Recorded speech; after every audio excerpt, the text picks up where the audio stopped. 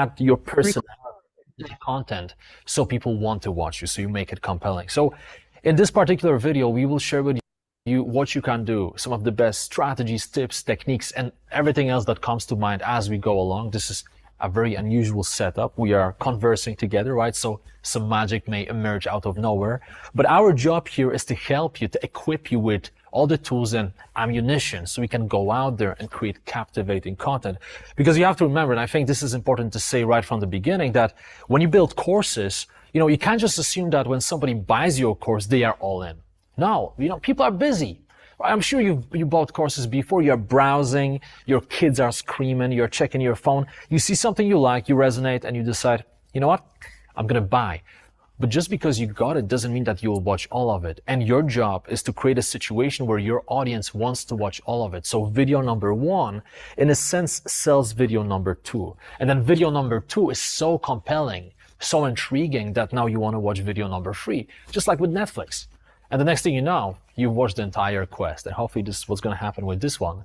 I'm sure you had situations before watching Netflix for 1 hour. Absolutely. And then 10 hours later. Yeah, there are certain interesting things that great television series do that we're going to talk about, and we're going to show you how to create hook points and open loops within your content so people need to continue. Mm-hmm. And Jimmy, I'm also going to share a really interesting story. I'm going to share with you how I created content for my first book, The Code of the Extraordinary Mind, that caused the book to become the #1 book in the world. Literally the #1 book in the world. But it happened because of Amazon Prime, and it happened because of a specific technique I used in the first 10 pages of the book, which I'm going to share here. Wow, building anticipation. I'm curious myself. By the way, that was a hook. That was exactly, a hook, right? That was a hook. Yeah. Now, by the way, when you're giving a hook, really important thing, specificity matters. Mm-hmm. When you're giving a hook, when you're creating a hook from lesson 1 to lesson 2, you want to remember a concept called ABCS, the ABCs. A means automation. In your hook, you want to insinuate that what you're going to teach them is so easy, it's almost automatic. Mm-hmm. And in fact, this technique I'm going to teach you is so easy, it's almost automatic. B means benefit. Now, what was the benefit I just insinuated? I told you how this particular hook made my book for 5 days in 2017, the #1 book in the world on Amazon. That's crazy. C is curiosity. I haven't started telling you, but I've aroused your curiosity. Because don't you want to know how a book became #1 in the world? I literally overtook Hillary Rodham Clinton, whose book was out that same month, Tolkien, and the combined works of J.K. Rowling, the Harry Potter lady. Yeah, it's crazy. And that brings the number to S, specificity. Mm-hmm. I'm giving you really specific examples of how my book became #1. Notice I mentioned certain authors I overtook. I mentioned the first 10 pages. I mentioned 5 days. Notice I put out numbers. That's specificity. Mm-hmm. It makes the hook more real. And I just hooked you using ABCS to want to know what I'm going to say next. To ensure you finish this video, I'm going to share this story as a lesson at the end. Mm-hmm. And by the way, think about your own situation and try to figure out right away how you can use this in your specific circumstances. Right? Because I'm sure you already have pieces of content out there. A lot of people watching this, you've been dabbling in this idea of building a course and you haven't built one yet. Maybe you got started, but I'm sure that a lot of you, if not most of you or all of you, you've been creating social media content, maybe YouTube videos. So you were getting your feet wet, but you didn't take that big step to build your course. Now, what you can do is you can use this. Check some of your previous content and ask yourself, how can I implement this to make it more compelling? Exactly. And actually just pause the video right now. Just pause it and do it right away. Because otherwise you'll forget, right? Someday, one day never come. I like what you just did. By the way, what Jimmy just made you do is a concept called rate of application. We'll explore this in a bit. Rate of application is he's getting you to do what you learned immediately. So pause the video, write down ABCS, think about a particular chapter or a piece of content you're working on. It could even be a blog post. ABCS, by the way, is a killer technique for blog post titles. Implied automation, benefit, curiosity, specificity, right? Think about how you could apply that to a piece of content. Hit pause now.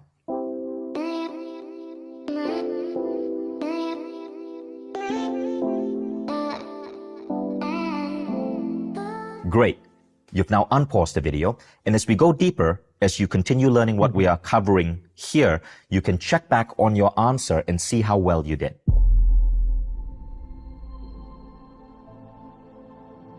Let's speak about storytelling. Now, storytelling is something that is extremely important. Now, we've been doing this from the very beginning of this quest. Even in the preparation video, we shared some stories, right? People are looking at us wondering, why are those guys together? What is going on? So we shared with you the backstory. Now, stories engage your audience. Stories are highly visual. They can be emotional, right? You can give somebody a string of facts and they won't remember them. But when you tell people a story, they will emotionally engage. They may even visualize themselves within your story, especially if you share a story of vulnerability. If you do it authentically, people will literally feel like they're in your shoes. And if you add emotion to it, you take them on a roller coaster. So I want to share a story. Because a lot of people, and I'm curious how you will break it down after. I'm curious what you think about the story. So when people see me nowadays on different stages, like on Mind Valley stage, for example, in Tallinn, 1,000 people in the audience, they come up to me and they say, hey, I wish I could present like you, but I'm just stressed out. I have too much anxiety. You are a born presenter. And whenever someone tells me I'm a born presenter, I'm like just scratching my head, because if they only knew the type of pain I used to go through back in the day, they just wouldn't have believed. So many years ago, maybe over 10 years ago, let's say over 10 years ago, when I was at university, I was in this organization called ISAC. I think you were in ISAC as well, right? Back in the day. So I was in the executive board at my university, and at some point we were supposed to give a presentation to entice new students to join our organization. So I felt fairly comfortable that day, but as I was sitting there waiting for my turn, and bear in mind there were maybe 80, 100 people in the audience, I started feeling something weird. My heart started pounding. I started sweating profusely. I had thousands of thoughts. It's just very strange, like nervous tics, stomach cramping. And what do you do in those situations, right? You are wondering, what the hell is going on? Your body is entering into this fight or flight response, right? You feel like if you stand there in front of all of those people, you will pass out from fear, from anxiety. So the question I have, well, first of all, can you resonate with this? Did you have situations like this? Can you resonate with this feeling, paralyzing feeling of fear? If yes, share with the tribe, and you will be surprised. A lot of people can resonate with this. Now, the second question is, what did I do? What do you think I did? Did I stay there? Did I go for it? Did I fight? Did I give that presentation? Or perhaps I run away? What do you think? You gave the presentation. That's what you think, right? Right.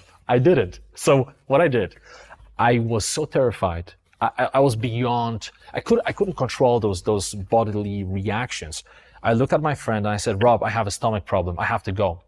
And before he could say anything, I just went out of the room, right? It was like provisional stage. It was in a big room at university. I walked through this stage, opened the doors, and I disappeared, and I went to the toilet. And people even came up to see if everything is fine. And I remember being there, making noises like, pretending I have real issue, flushing the water. But here's the thing, it's crazy. You didn't know the story before. No. Okay, so we've known each other for 5 years. We know a lot about one another. You didn't know the story. Perfect. You don't normally share your pooping stories. I'm happy. No, but that was, I was perfectly fine. I faked it because I needed a reason for running away. The truth was that I was getting a full-blown panic attack. That was the reason. So when I was in that toilet, right, I'm looking down, I'm in my new comfort zone. I'm in the toilet, the cubicle, my perfect comfort zone. Within a few minutes, all that fear, all that anxiety dissipated. It started disappearing. My heartbeat went back to normal, and I realized, oh wow, I'm safe. But something even worse happened. Even worse emotions took place, that initial fear. And it was this feeling of regret, and also the anxiety about the future, because guess what? You can't be running away from the stage for the rest of your life, right? I mean, I would be labeled stomach issue Jimmy, right? Every time I need to give a presentation, I'm like, guys, I had too much to drink. I have to go. I knew I couldn't do that. And that was, I think, second year at the university. Right. So I knew that if I don't go back to the arena, I'm going to be doomed. So it was really difficult, but with heavy legs, my brain spinning, heart beating, I decided I have to go back there. I instinctively knew that if I don't go back there, if I don't get back on that horse, I'm just not going to be the same ever again, right? I'm going to have a trauma. So I never forget. I went back to the room. As I opened the room, it felt like a dream. I opened the room, entered, blurred vision. I don't remember half of the things I said. I started presenting right away. I barged into it. But here's the thing, and here's the lesson. Within the minute, I started feeling more comfortable. And after my presentation, I was convinced that everybody could see how I felt. Everybody would laugh at me. But when I talked to people, they said, surprisingly, hey man, that was a good presentation. I kind of enjoyed it. And I couldn't believe. I kept asking, are you sure? Did you enjoy it? Yeah, it was really good. Well said. And the first lesson is that, listen, first of all, when you look at fears, they seem huge if you don't take any action. And the more you wait and the more you ponder, the bigger they become. But when you face that fear, when you open the doors, when you go to the other side, you realize that fear wasn't as big as it seemed. That's the first lesson. And this is also relevant to this course. We will talk about it later, right? The second lesson is that just because you feel certain sensations, just because you feel afraid, just because you feel anxiety, doesn't mean that people can see it. You may think that everyone can see and sense your racing heartbeat, maybe your leg tapping or your hands shaking. Most people, if not all of them, will not be able to see anything. And just remembering about it gives you more confidence. Now, this was my story. It was a bit longer, but this is an example of a story that's vulnerable, that's authentic, and that allows you to connect with your audience. Because I bet that some of you can connect. So I'm curious, what do you think about this story? So I want to share a lesson that Jimmy, you beautifully illustrated. Now, the first thing is this. It's normal to be nervous. Jimmy, every time I take the stage, when I take a stage, I feel natural. But what people don't know is anytime I take a stage, I get a little bit nervous before getting on stage and I need to pee. I need to use the bathroom. Now, by the way, this is a very normal sensation. Think about it. If our ancestors, who were hunter-gatherers in the grasslands of Africa, if they suddenly saw a lion and they had to run, the first thing your body makes you do when you're faced with a threat is to discard any excessive weight so you can run faster. So you will pee and you will poop yourself. Yeah, right? we have a really nice carpet here, and we don't have the time to change this. So that's why often when people get scared, like when you see a young child, when they get scared, the young child just pees themselves. It's a normal thing. Getting on stage in front of a massive group of people activates that fear, and it's a legitimate and valid fear. Everyone, the best speakers I know, feel that slight fear. The difference is they will go pee, they will do what they need to calm themselves, and they'll get on stage anyway because they know the fear is normal. So I want you to know that fear is normal. Before you get in front of the camera, before you go live on Instagram, before you take the stage, before you get on that podcast on which you're a guest, there will be that fear. Go pee, get over it, and do it anyway. That fear is normal. And it'll get less and less as you practice, but again, the fear is normal. Now, here's what I want you to pay attention to. I could have just told you this. I just could have told you peeing before taking the stage is normal. But we didn't do that, did we? We started with a story. And because of Jimmy's story, we spoke to a different part of your brain. We didn't just give you logical data points, pee and poop and accept fear before going on stage or getting on video. We told you a story so we could connect with you emotionally. We could connect with your heart. We could make this entertaining. Thus, you are more likely to stay with us, have a trust in Jimmy, and you're more likely to understand this key idea. This is the difference between just dishing out facts and data and telling a story. How often do you read books and the author of the book simply dishes out facts and data? Take this supplement for X and this supplement for Y. And when you are working out, do X, Y, Z. And those books never really become bestsellers. The books that become bestsellers, if you think of, some of the biggest books out there that broke records, The Subtle Art of Not Giving an F, or The Code of Extraordinary Mind, or You Are a Badass by Jim Sincero. The captivating thing about the book is every chapter starts with a story. So my book had what is called a high readability, a high continuity rate, right? That's how it became number one. I'm going to come back to that, but it's because every chapter started with a story. And one of the things you're going to learn here on how to create captivating content, in addition to the hook technique, is storytelling. You got to know how to tell a story. You must use stories. Now, maybe you're not a great storyteller yet. Maybe you still need to brush up on your public speaking skills. Don't worry. If you're in this program, most likely you're a Mind Valley member. And we have a course on Mind Valley specifically on storytelling and public speaking. It's called Speak and Inspire by Lisa Nichols. You can dive into that, and in 1 month flat, 20 minutes a day, you become a masterful speaker. Okay? So we'll take care of that, or Lisa Nichols will take care of that. But you always want to start with a story.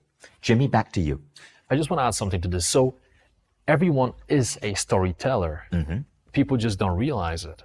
If you can go to a pub with a bunch of friends and share with them a funny story, well, you are a storyteller, right? The problem is that when you get on a stage or when you get in front of a camera to film your course, your mind goes blank. And why is that? Well, all of those limiting beliefs come into play. This inner voice, hey, you are not good enough. What if it's not going to be funny? What if it's not going to be entertaining?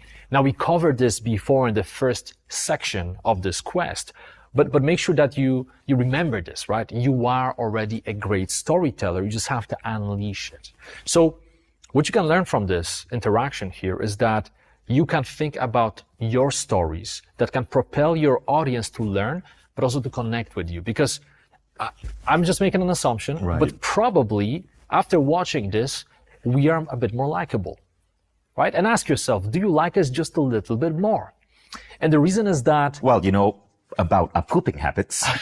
No, but really, like, if you watch this... That's a little bit too vulnerable, but no, keep on going there. But if you watch this, right, you are probably thinking to yourself, wow, so Vishen is still getting nervous.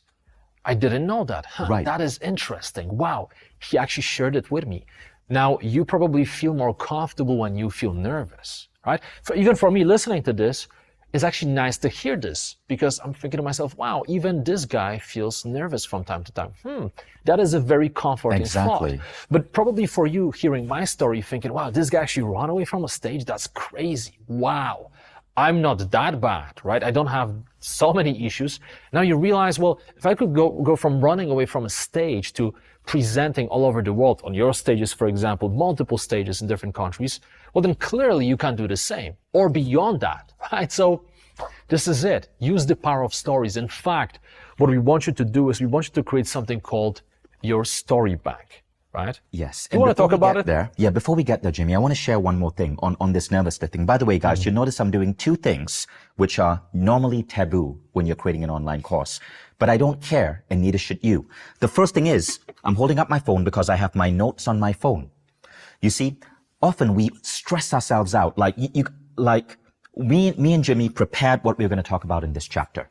And we don't want to use a teleprompter because when you're reading from a teleprompter, firstly, you got to write everything out. It's almost like writing a book. And then it feels so fake and artificial, right? The naturalness is gone.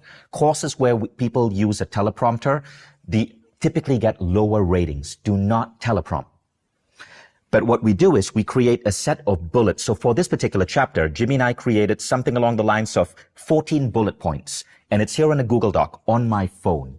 Now, I'm not stressing out about remembering these 14 bullet points because if you force yourself to have to remember that, that's another degree of stress. Instead, I have it on my phone, on my knee. Now, can you guess who I learned this from?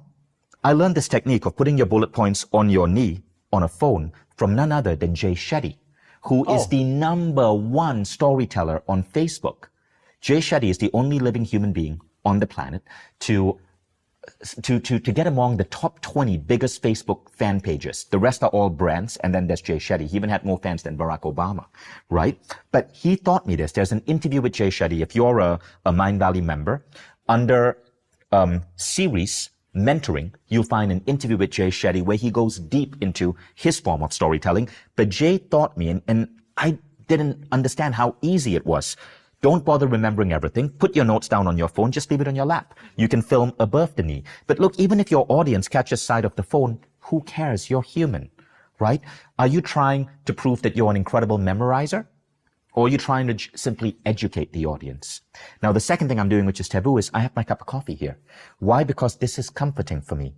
Many of us have something that we consider comforting. It could be a blanket on our knee. It could be a pillow. For me, it's a cup of tea or coffee. When I feel the warmth of a tea or coffee cup, it reduces my stress level. It makes me more more comfortable. And so there's nothing wrong with holding a cup as you film. It's natural. And, if you're the type of person who loves to teach or speak with a cup, do that. Perfectly okay. But what you don't want to do is start your video or start your speech with, I'm kind of nervous to be here. Don't say that. But it's okay to have this and this. And then speak and convey information to the best of your ability. Mm-hmm. So what would you say, what are some of the other ingredients of captivating content? So the story is a really key thing, right? And we'll go deeper into story, but let's talk about the story bank. Before I write every book, I create a story bank. I use an app called Bear. It's a BEAR. It's a beautiful note-taking app. And every time something happens in my life that I know is going to be a story, I put it down in Bear. And then I create a list linking to the various stories. So I have all sorts of interesting stories going all the way back from university. And if you guys think about your life, you will remember stories. Now, when I'm writing a chapter for a book, let's say the chapter is on self-esteem. Mm-hmm, mm-hmm. I search my story bank and I look for a story that I can tie to self-esteem, and I start with that story. I do the same. Exactly, right? I do the same. I don't use this app, I use a spreadsheet, but I have like almost 600 different stories. You have how many stories? Almost 600. 600 stories. That is by the incredible. Way, just not to overwhelm you, you don't need to write full stories. Maybe today you go to the shop and you have a great conversation with the lady in the shop. That's already that magic moment. You can already add it in there. And you don't need to write a full paragraph. You can just say something in the lines of, this is the date, this is the town, and this is the situation. One or two sentences, because even 5 years from now, when you look at it, your brain will know right away, that was the lady, I remember. But it is really powerful. Exactly. So there are various ways to create a story bank. Using a note-taking app is one. Using a Google Sheet is another. Using Mindvalley Insights. Go to insights.mindvalley.com and you can easily use Insights as a tool to create a story bank because you can tag insights. Another tool which is really interesting is actually Instagram. Every time something happens in your life, which is an interesting story, you can actually take a picture of the scenario, post it in Instagram. You can make it public, or you can just archive it so only you see it. But now Instagram becomes a visual story bank for you, right? And the best part about doing this on Instagram is you get to test stories. Wow. Oh, wow. Exactly. So I had a situation once where I was with Richard Branson on Necker Island, and Richard challenged me and a group of entrepreneurs to swim I believe it was 5 kilometers, 2.5 miles from Necker Island to Mosquito Island in open water at 6 a.m. in the morning. I remember that, yeah. And so after that, and I want to confess, I failed. I only got halfway through. Not a good swimmer. But I wrote that up as a story, including the story of my failure to complete the swim. But what I felt diving into the challenge anyway. And I shared it on Instagram. And it got a lot of likes, and people wrote about how much they appreciate the story and how much they appreciate me talking about that I failed. And so that story made it into my book, and people loved it. So I tested out the story on Instagram. And also, let me ask you, if you didn't write it down on Instagram, you probably would have forgotten it. And you wouldn't have it in the book. Exactly. So this is the magic, right? As I look at all of those entries in my journal, I'm sometimes wondering, wow, I really wouldn't have remembered 95% of it. So rather than feeling bad about yourself and now thinking, oh, thanks guys, thanks for spreading bad news, I won't remember 95% of what happened to me, start today. Like literally start right now. Just start your story bank. You can literally do it with a piece of paper. Before watching the next video, you can take a piece of paper and just ask yourself, okay, what are 3 stories? Just 3 random stories that happened to me that are interesting. Could be a story like running away from a stage, something that's a little bit dark, but with a lesson. It could be something a bit more simple. It could be a story like meeting an interesting person, right? It could be anything. Maybe you read a book and you saw something in there that inspired you. It's about just collecting your thoughts and ideas and experiences into one place. Yeah. And you don't have to write down the entire story. Simply start with that time okay, that time I ran naked through the snow. That time I swam from island A to island B. That time I got hit by a car. Actually, that's kind of dark. Don't write that down. That time, I lost my dog and worried about her for 7 days before she showed up again. Write down 3 potential stories on a Google Doc or insights.mindvalley.com or any tool of your choosing. Hit pause and do that now. And when you come back, I'm going to share with you the next key part of this, which is the hook technique, how my book hit #1 and what you can learn from there. Go ahead, hit pause, write down your stories.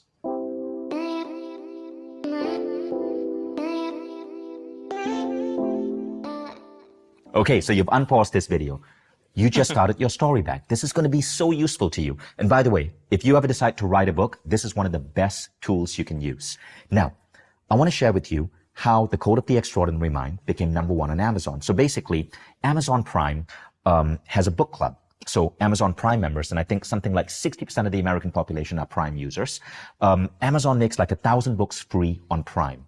And so you get to check out any book you want and read the first few pages of the book. And if you go past page 10, it's count as read. Mm-hmm. Okay, so what happened with the Code of the Extraordinary Mind was it hit #1 on Amazon because on September 17, 2017, because so many people read past the first 10 pages. If you buy the book and read the first 10 pages, you'll see how I lay out the hooks. But let me give you a clue. Firstly, the first thing is when I start the book, I start with a statement that's controversial. I say, you may think you're buying a personal growth book. You did not. This is not a personal growth book. This is a personal disruption book. Okay? And then I go on to explain why.